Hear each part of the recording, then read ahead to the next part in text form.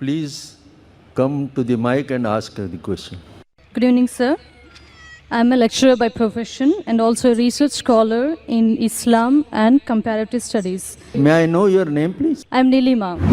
I respect your great enlightenment, sir, but I have a small qualification to be made. Like, let us go back to the Bhavishya Purana, Part 3, Kand 3, Adhyay 3, and Slokas 5 to 8. Before going to this, I would just like to mention that maybe you already know, because every prophet who comes in the name of God will fulfill the prophecy which is made for him. So any prophet who fulfills 50% of that prophecy is not qualified to be a prophet. I mean, this is a simple logical thing. So now coming back to the Bhavishya Purana, you talked about the Mlecha leader saying that he is none other than Muhammad. Okay, now I accept the first half of the thing, of the sloka you said, but the second 50% which is still ignored. Now sir, let me tell you, Mlecha, the word meaning Mlecha, it is derived from Sanskrit dictionary, I mean the meaning, and the meaning means non-Aryan or sinner or wicked person. These are the three different meanings given to the word Mlecha. So according to this, can Muhammad be a sinner or a wicked person? The second part is, the second condition of the prophecy is that he will belong to Marusthal, and in Sanskrit, land of death, because Maru, I mean it is derived from Sanskrit, Mru. Mru is death. And definitely it does not quoting to the land of Arabia, because it is a barren land or it is a battlefield. And next, coming to the third point of it, this prophecy also mentions that Mlecha leader will take bath in Panchagavya and in river Ganges. And it is a common truth. We know that Ganges means Ganga river, and we all know that Ganga is not in Arabia, but it is in India. It is a universal fact. And coming to the taking bath in Panchagavya, the meaning of Panchagavya is 5 products of cow. And the products of cow is milk, curds, ghee, urine, cow dung. And now sir, coming to this part exclusively, this prophecy must be fulfilled by Muhammad, wherein if you show me at least single reference from Quran, wherein Muhammad has taken bath in either, in all these 5 products, that is milk, curds, ghee, urine and cow dung, I am ready to accept Islam today. Thank you, sir. Sister has rightly said that if the prophecy that you give, if more than 50% is not fulfilled, then the prophecy is wrong. I agree with you, sister. I agree with you. And I will answer all your 3 queries. Let's see whether you accept Islam or not today.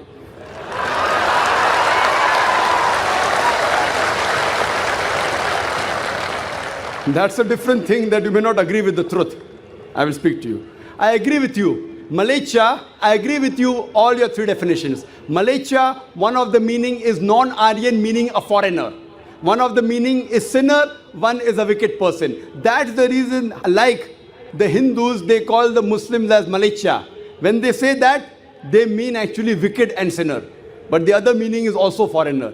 As far as when I speak, when I quote from any scripture, while quoting and while taking the meaning, it's not necessary that if the word has got 4 meanings, then more than 2 meanings should be correct. No.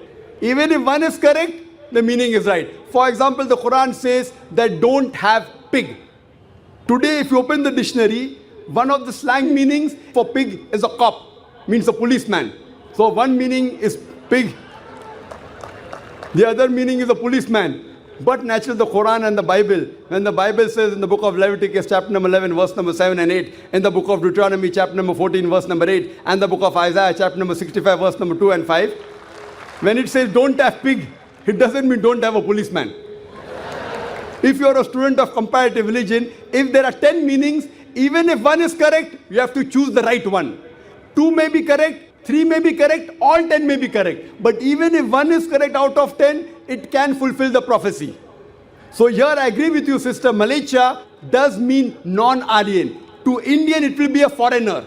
And I said in my speech when I translated, a Mlecha means a foreigner.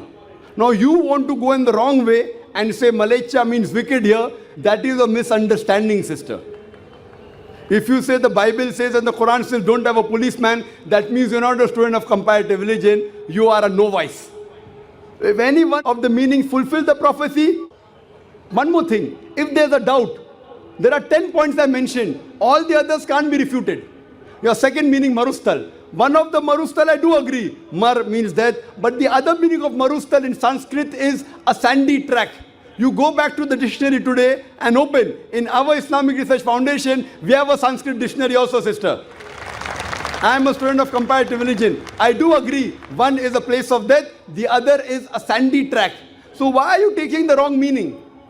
That means you are going out of the way. So if you see the permutation and combination, all the other points I mentioned are 100% correct. Here also, you have to choose the right meaning. So one of the meanings of marustal means a sandy track or a desert. Coming to your third question, and you accepting Islam, inshallah. The third question that I mentioned in the prophecy, that Prophet Muhammad took a bath in the Panch Garv, in the Ganges. Now here we analyze that when we say in the Hindu terminology, when you say bath in the Panch Garv, in the Ganges, it means to purify. One means actually you dip yourself in the Ganges, which I don't expect the Prophet came and dipped himself in the Ganges. It means to purify. I did not give the explanation because the lecture is very long. I can speak on this topic for the full day. I did not give details of everything. I can speak on each prophecy for another few minutes, even for us together. So here, having a bath in the Panch Garv means purify. So depending upon the context, it doesn't mean a physical bath. And even if you physically have a bath in the Panch Garv, in the Ganges, not necessarily you will be purified. It is the philosophy of the Hinduism. So here when the prophecy says that Prophet Muhammad, peace be upon him, had a bath in the Panch Garv, it doesn't mean he came here in the Ganges. It means that he was purified by Almighty God. And we believe that all the prophets of God, all, whether it be Moses, Jesus Christ, peace be upon them, and Prophet Muhammad all of them were masoom. They were innocent. They were pure. So all the prophets of God, of Almighty God, which he sent down, all of them we consider to be innocent, to be masoom, to be pure. So this answers the question, and I hope inshallah you'll accept Islam, sister.